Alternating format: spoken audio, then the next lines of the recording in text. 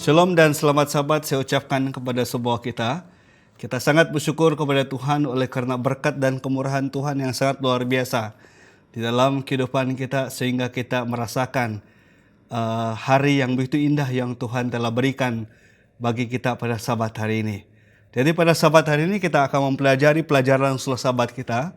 Tetapi sebelum kita mempelajari pelajaran surah sabat kita, saya ingin mengundang semua kita untuk bersatu di dalam doa. Mari kita berdoa. Tuhan Allah kami yang bertakhta di dalam kerajaan surga, pada saat ini Tuhan kami sangat bersyukur kepadamu oleh karena berkat kemurahan Tuhan yang begitu luar biasa dan yang telah menuntun kami dan memberikan ruang dan waktu untuk kami mempelajari pelajaran surah sabat pada saat ini. Kami rindu agar Engkau memberikan hikmat kebijakan bagi setiap kami, agar apapun yang kami akan pelajari nanti akan kami baca dan akan kami dengarkan, bila itu dapat menjadi sebuah kebangunan di dalam kehidupan kami, khususnya di dalam pelajaran surah sabat kami. Sertailah kami Tuhan dari awal pertengahan akhir.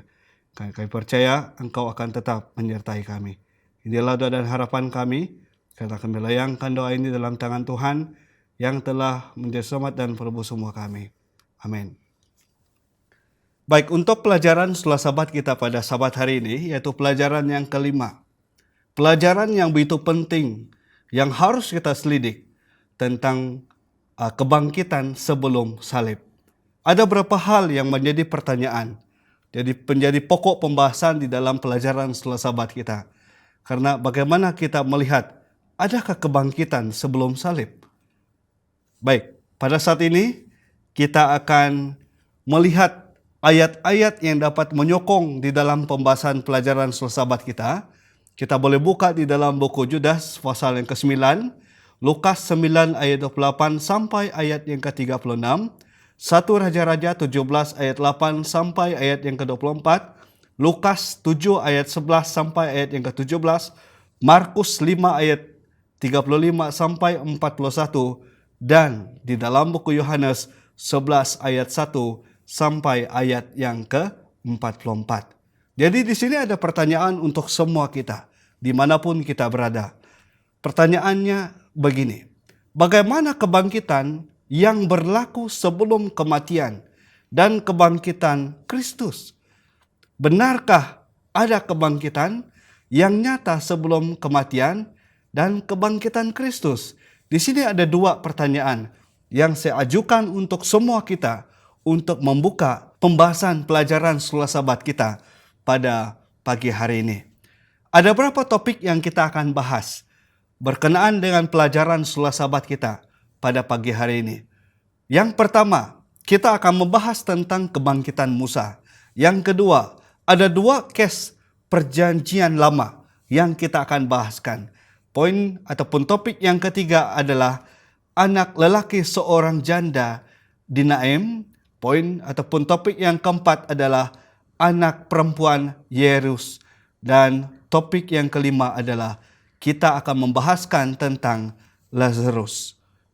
Baik, kalau kita ada Alkitab, kita boleh buka di dalam buku Yohanes 11 ayat 25 sampai ayat yang ke-26. Di sini ada terjemahan baru berdasarkan ayat hafalan yang kita akan bacakan sebentar nanti. Ayat hafalan kita berbunyi, jawab Yesus, aku adalah kebangkitan dan hidup. Barang siapa percaya kepadaku, ia akan hidup walaupun ia sudah mati. Ayat yang selanjutnya, ayat yang ke-26, berkata kepada kita, dan setiap orang yang hidup dan percaya kepadaku tidak akan mati selama-lamanya. Percayakah engkau akan hal ini? Di sana ada satu pertanyaan, ada satu tanda tanya di sana, pertanyaan yang diajukan kepada kita pada saat ini berkenaan tentang hal yang sudah dinyatakan Yesus di dalam perbualannya tentang kebangkitan dan hidup, dan bagaimanakah kita percaya kepada hal ini. Nah, untuk pendahuluan pelajaran surah sabat kita pada sabat hari ini, kita akan melihat kebangkitan Yesus menjaminkan kebangkitan masa depan kita. Di dalam 1 Korintus pasal yang ke-15 ayat yang ke-20. Itulah sebabnya dia dianggap yang pertama bangkit daripada kematian. Di dalam buku Kisah 26 ayat yang ke-23. Walau bagaimanapun, ada orang lain juga yang telah dibangkitkan sebelum dia. Dan kisah itu boleh didapati di dalam kedua-dua perjanjian lama dan di dalam perjanjian baru. Namun demikian, semua mereka ini kecuali Musa mati semula. Oke? Mati semula. Itu sebabnya kalau kita lihat, kes kebangkitan mereka ini juga mengesahkan sebuah ajaran Alkitabiah tentang keadaan orang yang mati dan tidak sadarkan diri. Di dalam buku Ayub 3 ayat 11 sampai ayat yang ke-13, Mazmur 115 ayat yang ke-17, Mazmur 146 ayat yang ke-4, dalam buku Pengkhotbah 9 ayat yang ke-5 dan ayat yang ke-10. Tiada satu pun di antara catatan ini ataupun dalam mana-mana naratif tentang kebangkitan Alkitabiah yang lain di mana terdapat sebarang sebutan tentang pengalaman yang dialami selepas kematian yang dikatakan sebagai sepatutnya berlaku. Jadi pada saat ini kita akan terus kepada topik yang pertama, tentang kebangkitan Musa. Apakah bukti yang Anda temui di dalam buku Judas pasal yang ke-9 dan dalam buku Lukas 9 ayat 28 sampai ayat yang ke-36 tentang kebangkitan tubuh fisikal Musa? Apa yang kita dapat di sana? Di dalam buku Yudas 1 ayat 9 berkata, tetapi penghulu malaikat Mikael ketika dalam suatu perselisihan bertengkar dengan iblis mengenai mayat Musa, tidak berani menghakimi iblis itu dengan kata-kata hujatan, tetapi berkata, kiranya Tuhan menghendik engkau. Itu yang dikatakan malaikat kepada iblis ketika mereka berebut mayat Musa pada waktu tersebut. Kebangkitan Musa ini adalah kebangkitan yang sangat aneh. Kenapa saya berkata sedemikian? Dia berumur 120 tahun ketika dia meninggal dunia. Orang lain yang dibangkitkan masih muda ketika mereka mati. Kita boleh lihat di dalam buku Ulangan 34 ayat yang ke-7. Tiada siapa yang melihat Musa selepas kebangkitannya. Kita mengetahui tentangnya dari wahyu nubuatan. Di dalam buku Judas pasal yang ke-9. Musa telah dibangkitkan seperti kita dengan tubuh yang tidak boleh rosak lagi. Di dalam buku 1 Korintus 15 ayat yang ke-52. Dan yang terakhir di sini, dia tidak mati lagi karena dia muncul di hadapan Yesus semasa pelayanannya. Di dalam buku Lukas 9 ayat 28 sampai ayat yang ke-36. Nah, kalau kita lihat di sini, Yesus sebelum mati di atas kayu salib, oleh itu setan percaya dia memiliki tubuh Musa dan berjuang untuk itu. Perhatikan bahwa dia tidak berjuang untuk ruh atau jiwa Musa, tetapi untuk tubuhnya yang telah diubah. Musa naik ke surga dengan badan jasmani bukan sebagai makhluk halus. Bagaimana kita lihat perbezaan antara anggapan jiwa dan perkebumian. Jasad mungkin masuk akal bagi mereka yang percaya akan konsep Yunani tentang jiwa abadi, tetapi idea itu tiada di dalam Alkitab itu sendiri. Itulah yang dapat kita lihat. Jadi kalau kita lihat, bukti jelas tentang kebangkitan Musa ditemui dalam peristiwa transfigurasi. Di sana Musa muncul bersama dengan Nabi Elia yang telah diterjemahkan tanpa melihat kematian. Di dalam buku 2 Raja-Raja 2 ayat 1 sampai ayat yang ke-11. Musa dan Eli juga berdialog dengan Yesus. Di dalam buku Lukas 9 ayat 28 sampai ayat yang ke-36. Kalau kita lihat di sini, kemunculan Musa bukti bakal kemenangan Kristus yang akan datang atas dosa dan kematian. Digambarkan di sini dalam istilah yang sangat jelas, Musa dan Elia bukan roh, mereka yang telah menampakkan diri mereka dengan Yesus di sana. Itu sebabnya kalau kita lihat tulisan Nyonya White berkata kepada kita pada pagi hari ini, Musa di atas gunung adalah saksi kemenangan Kristus atas dosa dan kematian. Dia memiliki mereka yang akan bangkit daripada kubur pada kebangkitan orang benar. Dan Elia yang telah diangkat ke surga tanpa melihat kematian memiliki mereka yang akan hidup dan atas bumi pada kedatangan Kristus yang kedua kali dan yang akan diubah dalam sekejap mata. Itu sebabnya kalau kita lihat pada sangkakala terakhir apabila orang yang fana ini harus dikenakan, yang tidak dapat mati dan yang dapat binasa ini harus mengenakan dan tidak dapat dibinasakan. Topik yang kedua yang kita pelajari di sini. Ada 2 case di dalam buku Perjanjian Lama yang kita akan lihat. Apa persamaan dan perbezaan yang Anda lihat di dalam kedua kebangkitan yang terjadi di Sarfat dan Sunem? Oke, apakah pengajaran untuk kita di dalam cerita ini? Di dalam buku Ibrani 11 ayat 35 berkata kepada kita, ibu-ibu telah menerima kembali orang-orang yang mati, sebab yang dibangkitkan, tetapi orang-orang lain yang membiarkan dirinya disiksa tidak mau menerima pembebasan supaya mereka beroleh kebangkitan yang lebih baik. Kisah kebangkitan ini berlaku di Sarfat dan Sunem. Sarfat terletak di Fenisia dan Sunem terletak di Israel.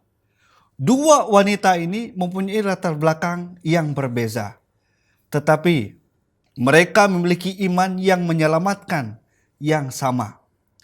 Janda di Fenisia ini menjadi tuan rumah kepada Nabi Elia dalam masa yang sangat sukar apabila tidak ada tempat yang selamat untuknya di Israel.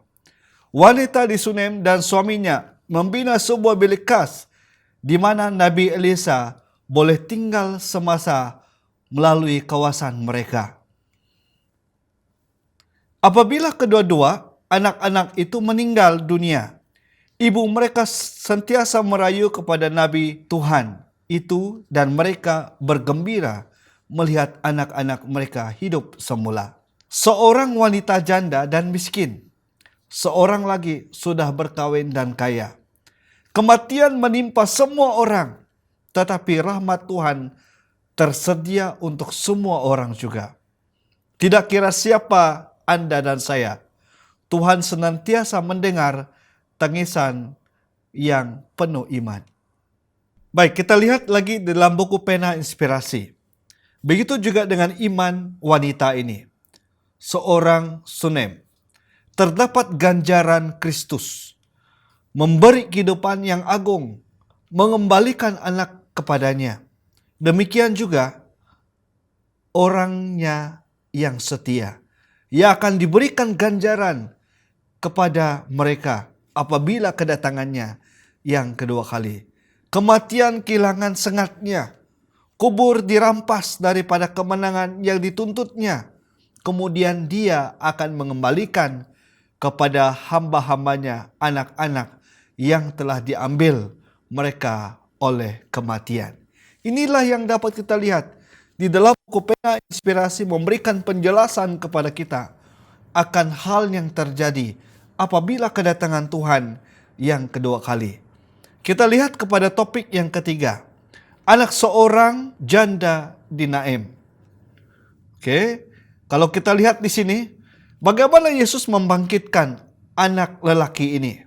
Apakah perbezaan kebangkitan pelajaran yang sebelumnya? Apakah pengajaran untuk kita di dalam pembahasan ataupun topik yang ketiga ini? Di dalam buku Lukas 7:14 berkata kepada kita, sambil menghampiri uzungan itu, ia menyentuhnya, dan sedang para pengusung berhenti, dia berkata, hai anak muda, aku berkata kepadamu, bangkitlah. Inilah yang dilakukan. Nah, kalau kita lihat, Yesus membuat mukjizat walaupun tiada apa yang Yesus membuat mukjizat walaupun tiada siapa yang meminta kepadanya. Ibu ini tidak menunjukkan tanda-tanda iman. Yesus membangkitkan pemuda itu dan memberikan kembali kepada ibunya. Kematian tidak sesuai dengan kehidupan kita. Yesus mengakhiri tangisan dan mengubahnya menjadi sukacita. Orang-orang tercengang. Mereka semua sangat takjub dan memuji Tuhan.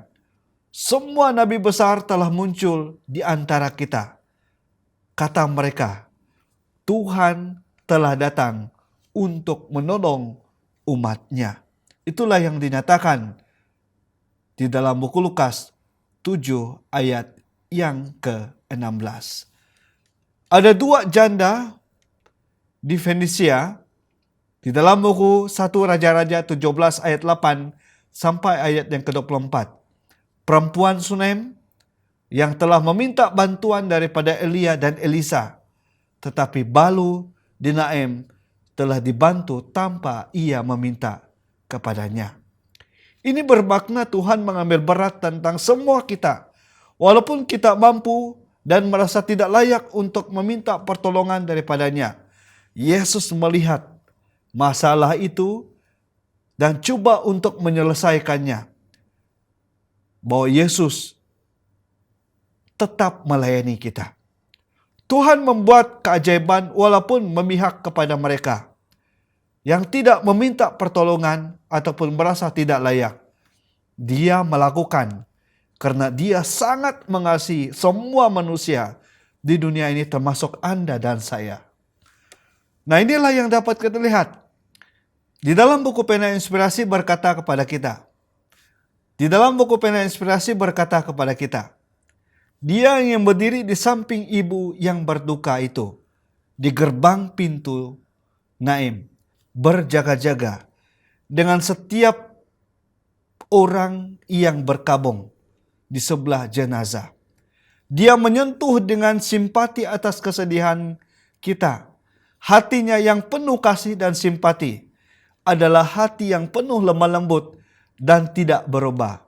Pikirannya yang memanggil orang mati untuk hidup tidak kurang mujarab karena daripada ketika dikatakan kepada pemuda di Naim tersebut. Topik yang keempat yang kita pelajari adalah anak perempuan Yairus. Bagaimana anak perempuan Yairus mati? Apakah yang dapat kita pelajari tentang kematian daripada kata-kata Kristus ini? Adakah anak itu tidak mati, tetapi sedang tidur? Itulah yang dikatakan Yesus pada waktu tersebut. Itu sebabnya di dalam buku Markus 5 ayat 39 berkata kepada kita, sesudah ia masuk, ia berkata kepada orang itu, mengapa kamu ribut dan menangis? Anak ini tidak mati, tetapi tidur.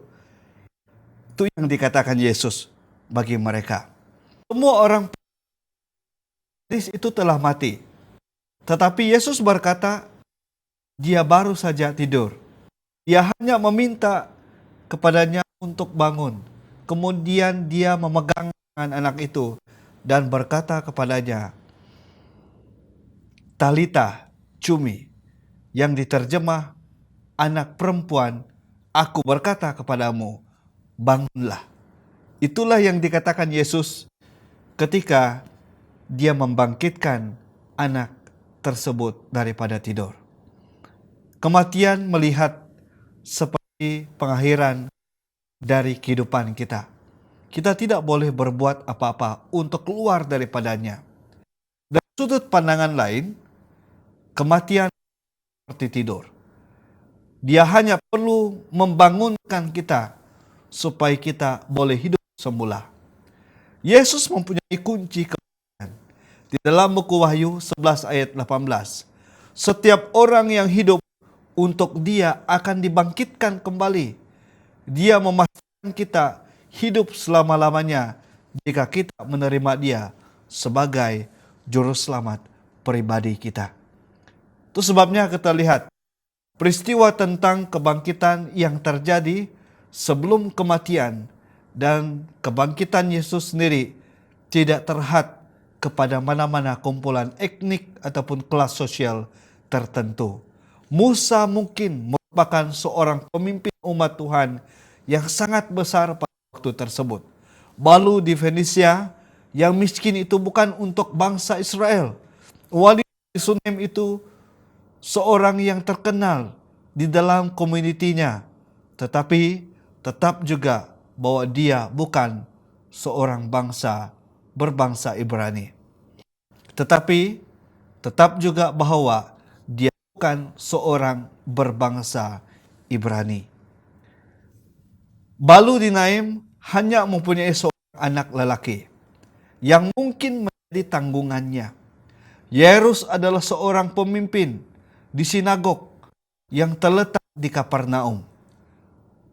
Tidak kira apa latar belakang budaya ataupun status sosial yang berbeza, mereka semua diberkati oleh Tuhan yang memberikan kehidupan kepada mereka. Inilah yang dapat kita lihat.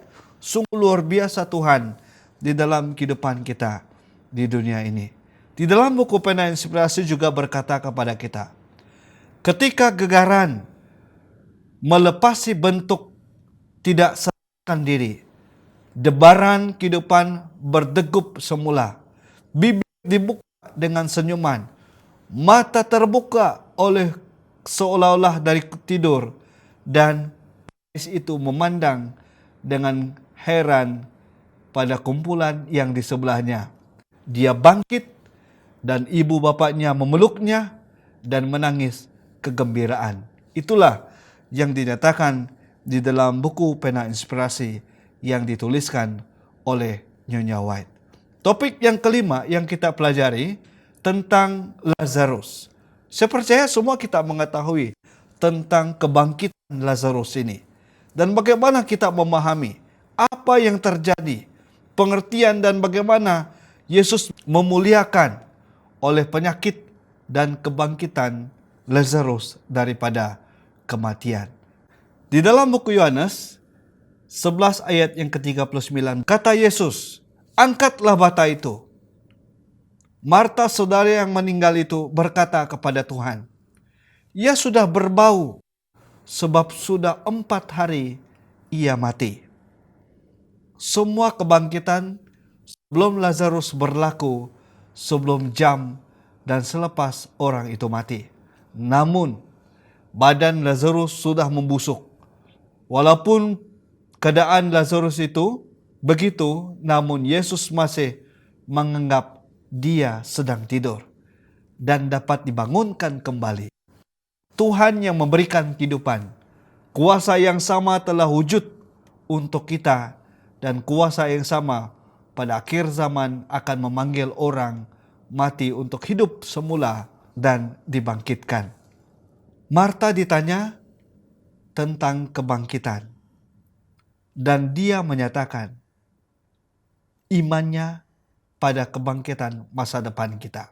Dia tidak menyangka dia akan berjumpa dengan abangnya lagi. Sebelum saat itu, tidak menyangka abangnya sudah berada di surga. Kebangkitan Lazarus adalah bukti yang tidak dapat disangka bahwa Yesus mempunyai kuasa untuk memberikan kehidupan kepada semua kita. Jika Kristus berada dalam bilik sakit, Lazarus tidak akan mati. Karena setan tidak akan mempunyai kuasa di atasnya. Di hadapan Sang Pencipta yang memberikan hidup, kematian tidak mungkin mengarah anak panah kepada Lazarus. Di dalam pena inspirasi berkata kepada kita, orang-orang pilihan Tuhan boleh jatuh dari tugasan mereka, tetapi mereka hanya tertidur untuk berehat sehingga Yesus membangunkan mereka untuk berkongsi dengan Dia berkat kemuliaan hidup yang kekal. Jadi kesimpulan untuk pelajaran Sekolah Sabat kita pada pagi ini adalah bagaimana kita mengetahui kuasa Tuhan atas kematian. Barang siapa kita percaya kepadanya, ia akan memiliki hidup. Barang siapa memiliki anak, ia juga akan memiliki hidup. Itu sebabnya kalau kita lihat, tiada yang mustahil di dalam Tuhan. Tuhan akan melepaskan kita daripada kematian. Kebangkitan adalah perbuatan Tuhan. Penciptaan segala, walau bagaimanapun, dosa yang telah memusnahkan penciptaan Tuhan, Yesus mempunyai rencana untuk mencipta kita semula melalui kebangkitan. Itu sebabnya kalau kita lihat, sungguh luar biasa Tuhan di dalam rencana kebangkitan manusia di dunia ini. Jadi biarlah dengan pelajaran sahabat kita pada pagi hari ini memberikan inspirasi bagi semua kita akan perjalanan hidup kita. Apa yang sudah dinyatakan di dalam pelajaran sahabat kita, yaitu bagaimana kita melihat kebangkitan sebelum salib. Jadi sebelum kita mengakhiri pelajaran kita pada pagi hari ini, mari kita berdoa sekali lagi. Mari kita berdoa. Tuhan kami, Allah kami yang bertakhta di dalam kerajaan surga. Terima kasih Tuhan atas waktu yang Engkau berikan bagi kami. Kami percaya banyak berkat yang kami sudah pelajari daripada firman-Mu melalui pelajaran sahabat. Biarlah dengan pelajaran tersebut akan tetap memberikan inspirasi agar lebih dekat kepada Tuhan. Terima kasih Tuhan, oleh karena Engkau itu baik bagi kami. Inilah doa dan harapan kami. Karena kami percaya dan serahkan doa ini dalam tangan Tuhan yang telah menjadi selamat dan pembuh semua kami. Amin.